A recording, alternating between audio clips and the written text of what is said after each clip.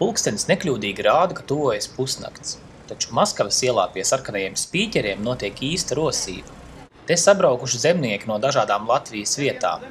Kāposti, kartupeļi, sīpola, garšaugi un ogas. Šeit var nopirkt visu. Vangažniece Olga nakts tirgū nesot pirmo reizi. Tāpēc, ka tur nav izdevīgi pirkt, varētu būt nav tik svaigs. Tagad inflācija laikās arī tas ir ļoti dārgi. Un šeit var pa puscenu lētāk nopirkt un vairāk. Cenas nakts tirgū tiešām ir te uz pusi lētākas nekā pa dienu pāri ielai centrāla tirgū. Piemēram, zirņi kilogramā maksā 1 latu, jaunie kartupelīši 25 santīmus, ērkšķogas 60 santīmus. Jāteic, ka vienkāršie pircēji te nav īpaši gaidīti. Iedod 20 kg un aiznes visu.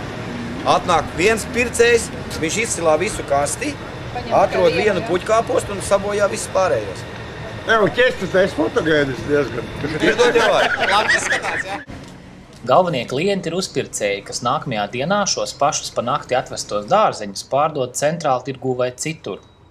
Asims šeit iegādājas preces savam veikaliņam. Cik maksā? 25. 55. Un pa cik jūs pārdot pēc tam?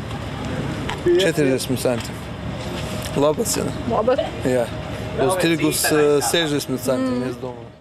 Lai gan cenas te zemes, zemnieki atzīst, izaudzēto ir izdevīgāk pārdot te nekā lielveikalos.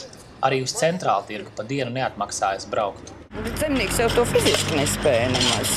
Arī man ir kā saka, rada, kas man vadā produkciju, vai ne jau tikai te arī pārpērk, ir jau arī savu produkciju, ko mēs tirgojam. Tā nu zemnieki katru nakti bieži vien līdz pat 9 rītā cenšas iztirgot pašu izaudzētos labumus.